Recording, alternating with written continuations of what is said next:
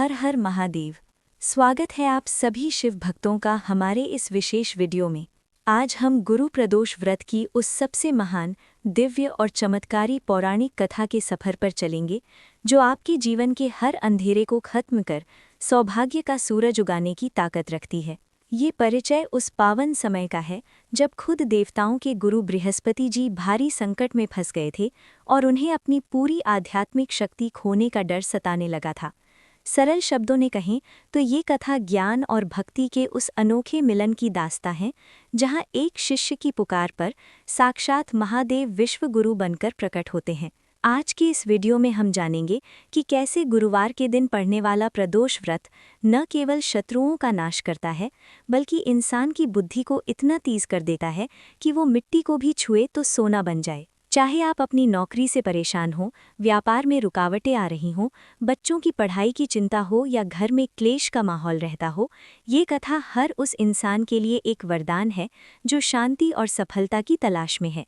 ये सिर्फ एक कहानी नहीं है बल्कि भगवान शिव की कृपा पाने का वो गुप्त रहस्य है जिसे सुनकर आप महसूस करेंगे कि कैसे आपकी सोई हुई किस्मत अचानक जाग उठी है। गुरु प्रदोष का ये परिचय हमें ये विश्वास दिलाता है कि जब दुनिया के सारे रास्ते बंद हो जाते हैं तब केदारनाथ और कैलाश के स्वामी महादेव का द्वार खुलता है। तो चलिए बिना किसी देरी के अपने मन को शिव चरणों में समर्पित करते हुए इस दिव्य और विस्तार भरी कथा की शुरुआत करते हैं जो आपके जीवन को धन, धान्य और सुख शांति से सराबोर कर देगी। प्राचीन काल के अत्यंत गौरवशाली सतयुग के पावन और दिव्य इतिहास की स्वर्णिम घटनाओं के अनुसार एक ऐसा विशिष्ट और अत्यंत कठिन समय आया जब देवताओं के परम पूज्य, ऋषियों द्वारा वंदनीय और ज्ञान के अथाह सागर देवगुरु बृहस्पति अत्यंत गहन चिंता, मानसिक क्लेश, भारी आध्यात्मिक अवसाद और एक अनजानी हृदय विदारक व्याकुलता के गहरे भंवर में पूरी तरह डूब गए थे।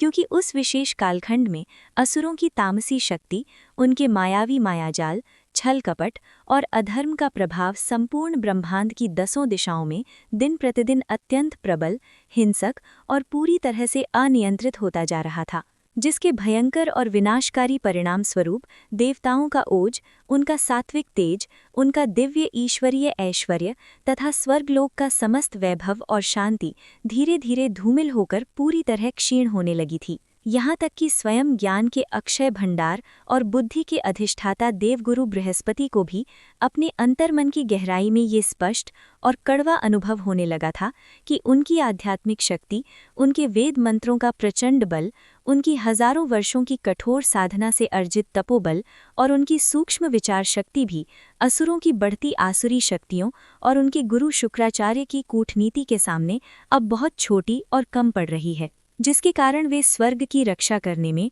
देवताओं को संगठित रखने में और उन्हें धर्म युद्ध के मैदान में सही दिशा एवं निश्चित विजय का मार्ग दिखाने में स्वयं को पूरी तरह असहाय, विवश, शक्तिहीन और असमर्थ पा रहे थे। अपनी इस भारी चिंता, असहनीय आंतरिक अशांति और हृदय की गहरी पीड़ा को लेकर वे व्याकुल मन से सत्यलोक में सृष्टि के परम रचयिता, सृजनकर्ता और पितामह ब्रह्मा जी के चरणों में उपस्थित हुए और वहां अत्यंत विनम्रतापूर्वक साष्टांग दंडवत प्रणाम कर और करबद्ध प्रार्थना करते हुए उन्होंने अपनी दयनीय स्थिति का शब्द दर शब्द विस्तार से वर्णन किया और अपनी खोई हुई दिव्य शक्ति, ओज, तेज तथा देवताओं के खोए हुए मान सम्मान को पुनः प्राप्त करने का कोई ऐसा अचूक, दिव्य, शाश्वत और महाकल्याणकारी मार्ग पूछा जो कभी भी किसी भी परिस्थिति या काल में विफल न हो सके। तब ब्रह्मा जी ने अपनी आंखें बंद की, अपने चित्त को स्थिर किया और अपने समस्त ध्यान को भगवान सदाशिव के चरण कमलों में केंद्रित किया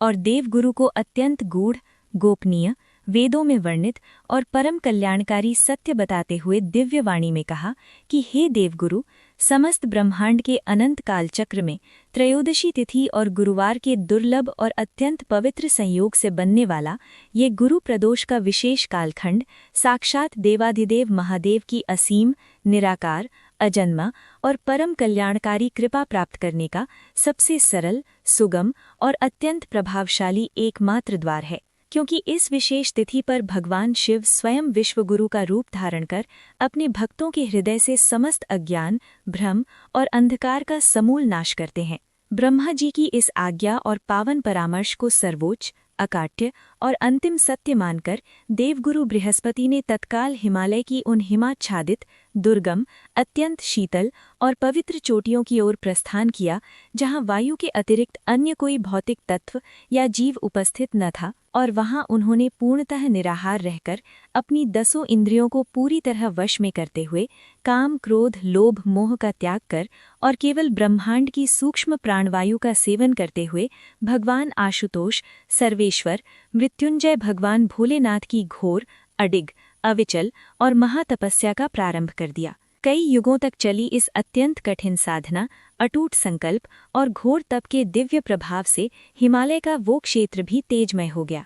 और अंततः जब एक बार पुनः गुरुवार के दिन प्रदोष काल का वो दिव्य, मंगलकारी, सिद्ध और अलौकिक समय आया, जब सूर्यदेव अपनी स्वर्ण रश्मियों को समेटकर अस्ताचल की ओर धीरे धीरे जा रहे थे और संध्या की बेला में रात्रि का शुभ आगमन होने ही वाला था, तब भगवान शिव, माता जगदम्बा पार्वती और अपने समस्त गणों नंदी, भृंगी, वीरभद्र, कार्तिकेय और प्रथम पूज्य गणेश जी के साथ करोड़ों सूर्यों के समान दैदीप्यमान, तेजस्वी और अनंत ज्योतिर्मय स्वरूप में वहां साक्षात प्रकट हो गए। महादेव की उस अलौकिक, शांत, भव्य और दिव्य छवि को देखकर देवगुरु बृहस्पति भाव विभोर हो गए। उनके नेत्रों से भक्ति के अश्रु अनवरत बहने लगे और वे महादेव के चरणों में पूरी तरह शरणागत होकर गिर पड़े। तब महादेव ने अपनी अत्यंत सौम्य, करुणामयी, वात्सल्यपूर्ण और वरदायक मंद मुस्कान के साथ देवगुरु को संबोधित करते हुए आशीर्वाद दिया कि हे बृहस्पति, तुम्हारी इस हिमालय जैसी अटल निष्ठा, असीम धैर्य और स्वार्थ से रहित पूरी तरह से निस्वार्थ भक्ति ने मेरे हृदय को पूर्णतः तृप्त, संतुष्ट और प्रसन्न कर दिया है। आज मैं इस पावन वेला में तुम्हें ये महान वरदान देता हूँ कि जो भी मनुष्य भविष्य में मृत्युलोक में गुरुवार के दिन पड़ने वाले इस प्रदोष काल में मेरा सच्चे मन से ध्यान, उपवास, व्रत और पूर्ण विधि विधान से षोडश नपचार पूजन करेगा और इस अत्यंत पवित्र कथा का एकाग्रचित्त होकर श्रवण करेगा, पठन करेगा या मनन करेगा, उसके जीवन से सारा दुर्भाग्य, दरिद्रता, मानसिक अशांति, कर्ज का भारी बोझ, शत्रुओं का भय और गृह कलेश का साया हमेशा हमेशा के लिए लुप्त हो जाएगा। इस व्रत के अलौकिक प्रभाव से मनुष्य की जिह्वा पर साक्षात माँ सरस्वती का वास होता है, जिससे उसकी वाणी अत्यंत प्रभावशाली, मधुर और सत्य हो जाती है और समाज में उसकी प्रतिष्ठा, मान सम्मान, उच्च पद प्रतिष्ठा और यशो कीर्ति आकाश की ऊंचाइयों को छूती है।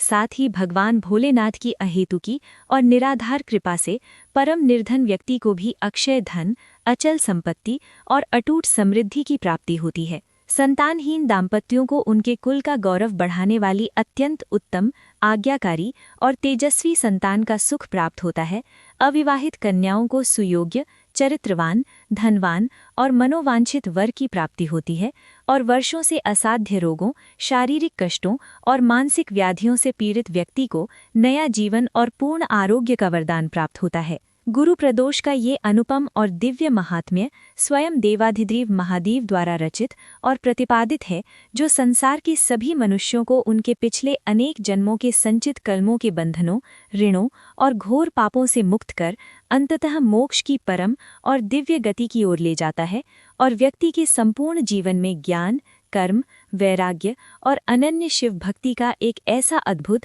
संतुलित और सुंदर समन्वय स्थापित करता है, जिससे उसे इस मृत्यु लोक में समस्त सुख सुविधाएं मिलती हैं और अंत में देह त्याग के उपरांत उसे साक्षात शिव लोक की शाश्वत प्राप्ति होती है और वो बार बार के जन्म मरण के चक्र से सदा के लिए मुक्त होकर परमानंद में विलीन हो जाता है। तो भक्तों, ये थी गुरु प्रदोष व्रत की वो अत्यंत चमत्कारी, प्रभावशाली और दिव्य कथा, जिसे सुनने मात्र से जीवन के बड़े से बड़े पहाड़ जैसे संकट भी पल भर में टल जाते हैं और घर में सुख शांति का वास होता है। हम हृदय से आशा करते हैं कि महादेव और देवगुरु बृहस्पति की ये पावन कथा आपके जीवन में नई रोशनी, अपार सफलता, उत्तम स्वास्थ्य और अटूट समृद्धि लेकर आएगी। भगवान शिव की महिमा अपरंपार है और जो भी भक्त सच्चे मन से इस कथा को अपने जीवन में उतारता है, महादेव उसके जीवन के सारे कष्ट स्वयं हर लेते हैं। अगर आपको आज की ये भक्तिमय प्रस्तुति पसंद आई हो और इसने आपके दिल को छुआ हो तो इस वीडियो को एक छोटा सा लाइक देकर अपनी श्रद्धा जरूर व्यक्त करें और इस पुण्य को केवल अपने तक न रखें बल्कि अपने परिवार, मित्रों और प्रियजनों के साथ इस वीडियो को ज़्यादा से ज़्यादा शेयर करें ताकि भगवान भोलेनाथ की कृपा की ये गंगा हर घर तक पहुँच सके और सभी को इस व्रत का शुभ फल प्राप्त हो सके। कमेंट बॉक्स में अपनी हाजिरी लगाना ना भूलें और पूरी श्रद्धा के साथ हर हर महादेव या जय भोलेनाथ जरूर लिखें, क्योंकि आपकी एक पुकार महादेव के चरणों तक जरूर पहुंचती है। अगर आप हमारे इस आध्यात्मिक परिवार का हिस्सा बनना चाहते हैं और चाहते हैं कि भविष्य में भी आपको ऐसी ही दिव्य पौराणिक कथाएं, शास्त्रों के गुप्त रहस्य और व्रत त्योहारों की सही जानकारी मिलती रहे, तो अभी हमारे चैनल को सब्सक्राइब करें और उस बगल वाले बेल आइकन यानी घंटी के बटन को दबाकर ऑल पर सेट कर लें ताकि हमारी हर नई वीडियो की सूचना आप तक सबसे पहले पहुंचे और आप भक्ति के इस मार्ग से हमेशा जुड़े रहें। अपना कीमती समय देने के लिए और हमारे साथ इस कथा यात्रा में शामिल होने के लिए आपका बहुत बहुत धन्यवाद।